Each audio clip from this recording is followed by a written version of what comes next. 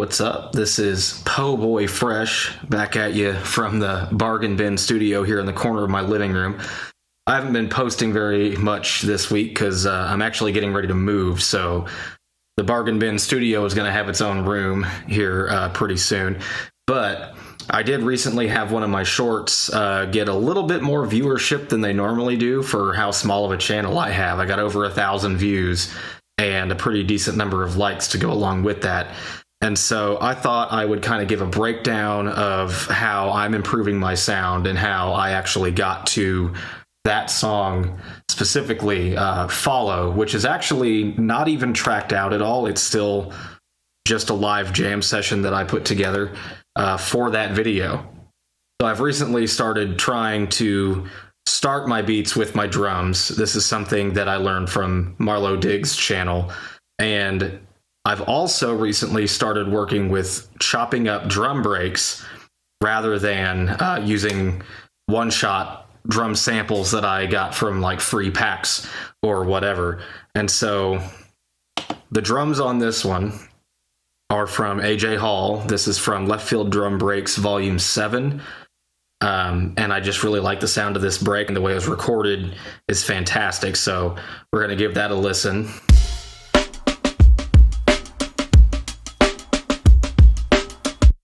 So that sounds really good. It sounds especially good because over here on the 404, I have I need to turn that off.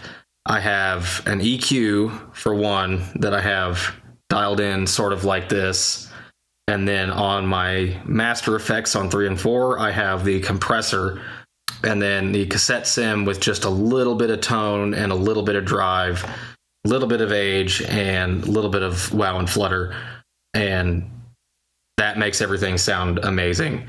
But what I did, and this is another thing that I've learned how to do recently, specifically from a Dubs Banger video from his original channel, this several years ago, which is actually chopping these breaks up and then layering them. It's an old school method. I did it on the wrong bank by mistake, but whatever. It's an old school method that I've adopted on this newer MPC software where, you know, I'm high passing stuff and layering these different drum sounds.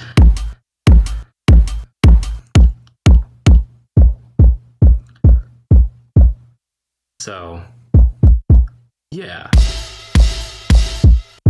And I'm using a lot of drum effects. This is something that I learned from watching Marlo, is that you don't need to use a whole bunch of plugins to make your drums sound good. A lot of the times you can get most of what you want done just from within the drum effects and the other pages, like the filter page, for example, in the program editor. Like this is my bass layer for my kick, and you can see I'm using the low pass filter in here, and then I'm also high passing it a little bit to make room for the bass. I've got my two main kicks set to simultaneous play with the bass layer. Not this one. Although I could, really. Is that A9? And then snares again. Snares I don't have layered because I felt like these ones were full enough just on their own. Then I got a little bit of a roll there and another slightly faster roll there. Now on the hi-hats as well, this is 2 hits in one sample, and I'm using the random to adjust the pitch, the panning, and the level on that. So the timing is just a little bit different every time it hits. Since it's 2 hits, the timing is a little bit different every time it triggers because of that pitch variation, which kind of creates a little bit of a groove to it. Then also over here, I've got the opto compressor on the drums, and then the limiter. You see all my drums are in stereo, which I know a lot of people say is against the rules, but there are no rules. And so I'm just using the low frequency mono control on the limiter to kind of keep the stereo field in the low end from getting too muddy with all of these stereo drum samples, and I'm sure somebody will probably tell me why that's not okay anyway, but that's how I chose to do it. So what I ended up with was a drum pattern that sounds a little bit like this.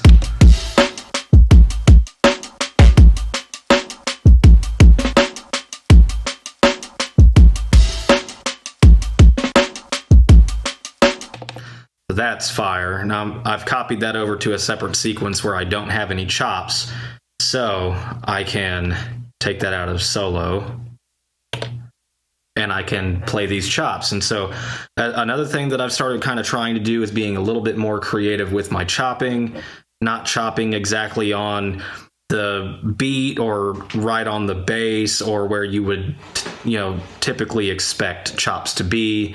And that's helped me kind of be a little bit more creative with how I, sort of recontextualize the music, because sometimes it's difficult if you do it the easy way, where you take a perfect loop and you just chop it on regions and hope it lines up. And sometimes it doesn't. Sometimes it doesn't, and it's actually really cool the way that it sounds. But sometimes it works out perfectly, but then maybe it's not exactly what you were hoping for.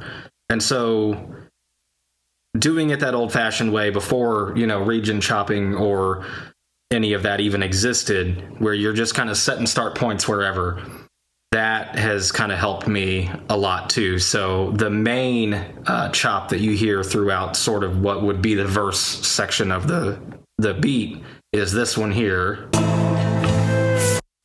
And that's not really cut on anything in particular. That's just where I did use the lazy chopping to do that, but I wasn't really following anything, and I didn't even bother going through and cleaning up any of the start and end points of these chops. I just kind of left them where they landed, and it seemed to work out. So this is kind of what I came up with as far as the pattern.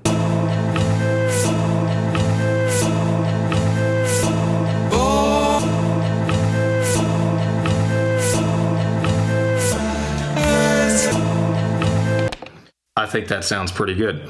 And then I've got just a bass over here, which is literally just the bass line synth. But sometimes even just this default, with the default settings and everything, works just fine. Now, sometimes I'll get basses from other plugins, or I'll use one-shot bass samples. And sometimes in some of my recent videos, you might have even heard me using the bass just in the sample. And I haven't done any of that here, but on some of my other recent beats I've done, I've literally just used the drum effects to really boost the bass that's already in the sample, and it's worked out really well. But this is kind of how that song went. And really, it was just a live jam. I was just doing it. On this sequence, I only have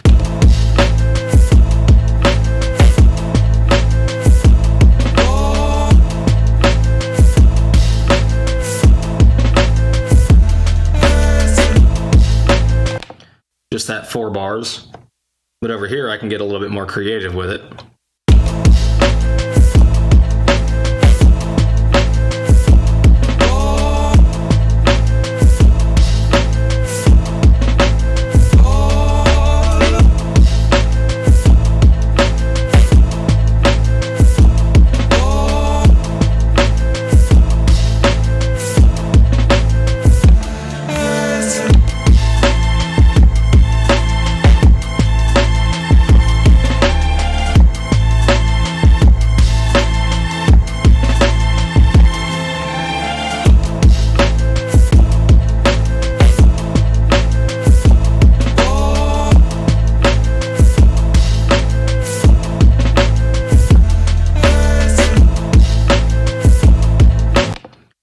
So that's some of the things that I've learned and how I've kind of applied those things to making one of my more popular shorts. So I hope that if you're watching this and you're new to the MPC like I am, that maybe you've learned a couple of things. And if you own an MPC and an SP404 Mark II, maybe try out some of these master bus settings. It seems to work really well for me, especially with that EQ on there.